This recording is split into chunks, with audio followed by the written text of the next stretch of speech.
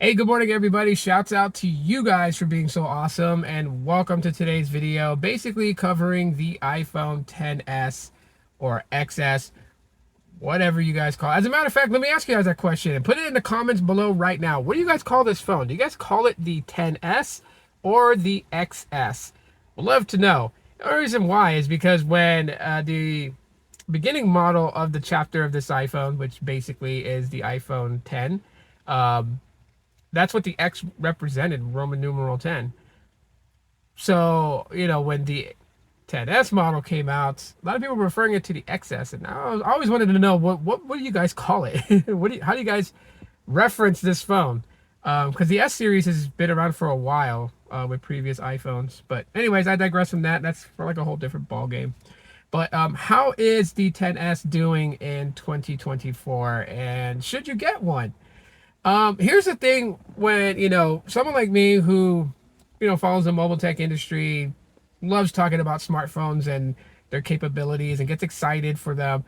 Um, the 10S is no slouch in today's market. It still does fairly well. There's only really one major thing that I would tell anybody who is considering a 10S or a 10S Max what they need to think about and what they should look for before actually buying one. And the most overall thing is going to be the battery.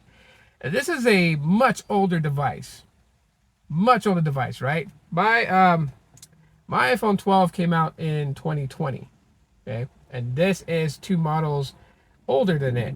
So 2018, that's a pretty grip of time. We're almost there. It's 5 years old, and almost 5 years old. But anyways, but it still kicks pretty good as far as performance wise and just the overall thing. And it's running iOS, and regardless, I mean, yes, this one's still supported. It's running iOS 17.2.1, but irregardless of that, iOS is very similar no matter what iteration it is. I mean, there's like, small little details here and there that, they put into iOS to make the experience a little bit different. But, to be quite fair with everybody, the overall thing about it is that it's pretty much very similar, right? Unlocking the device with Face ID, and then you have all your apps icons on the home screen, which, I don't keep a lot on this one because, and I'll tell you why. I'll tell you guys why at the end. But yeah, you just have your apps just right there. I mean, you do have an app drawer in iOS now. Didn't have it before, but yeah, you did now. But yeah, everything about this is still pretty decent. And the funny thing is that it's got some weight to it. If I hold up my iPhone 12, the iPhone 10s feels a little heavier. As far as like for the raw feeling of the phone in hand without a case on, honestly, will say that the iPhone 10s feels a bit more premium than my iPhone 12 does. Like my iPhone 12, yes, it's glass and it's metal, but it kind of feels a little toyish, okay? And I'm not trying to rank on iPhones. Like my days of picking sides in the whole Android iPhone wars is like way over and just super lame. So I'm not even into that. I actually enjoy using iOS, and I do enjoy using iPhones. They got their perks. Of course, they got their, the things that they lack that Android has. I mean, but Android has things that they lack that, iOS has. So equal playing field, I guess you could say. But yeah, very very solid phone in 2024. My only gripe, it's not even a problem. This is expected to happen with a phone that's about 5 years old. You're gonna expect these types of things to happen, and that is the battery life. Battery life on this thing, for what the battery capacity is, I would say is still kind of good. I can get a decent amount of time on this iPhone 10s if I'm just doing social media, some light YouTube watching and stuff like that. But the battery completely like drains out if I do FaceTime or Facebook, Messenger video call, or even using Google Meets. And, if I could be on a conversation for about 40 minutes, yeah, it's definitely going to kill the battery. I would definitely have to top this up. But, it's got, decent features like wireless charging. I got a wireless charging pad on my work desk, and I just drop this on there and it charges up just nicely. Of course, I am very considering of getting a battery replacement in this device next month. Just got to make sure that they're going to do it because the back of the phone is cracked. And when it got cracked, I put a skin over it. That way I wouldn't have to worry about, chips of glass breaking off over time. So it's skinned over it. So, I mean, if, I know they're going to lift the screen to replace the battery, and so that's fine. But yeah, as far as that, that's probably like my only gripe with it. Everything else about it is still pretty good. The cameras are decent enough. They're not winning any awards. They're not going to completely take down, this year's flagships. They're not going to do that. But, everyone pretends to be, a professional photographer when you're like just snapping a photo because the sky looks cool or because your hamburger came juicy or whatever the case may be.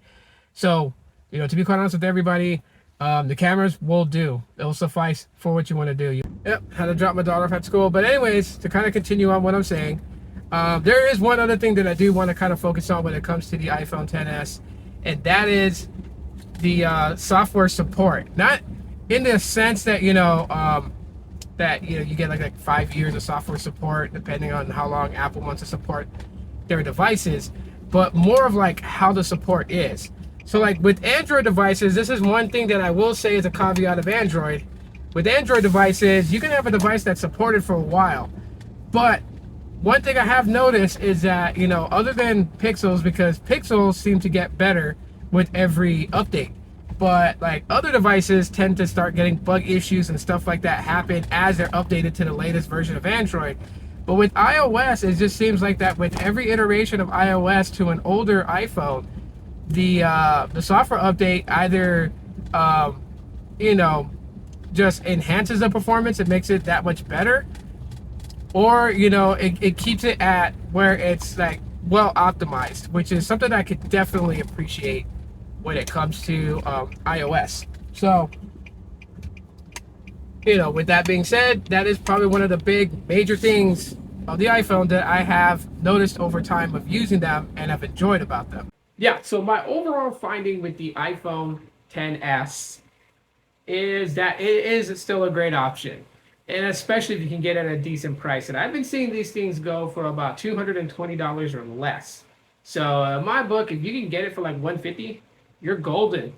Got all the perks in iOS, simplicity. Nothing's really changed dramatically about the user interface, so you don't have to worry about having to learn things.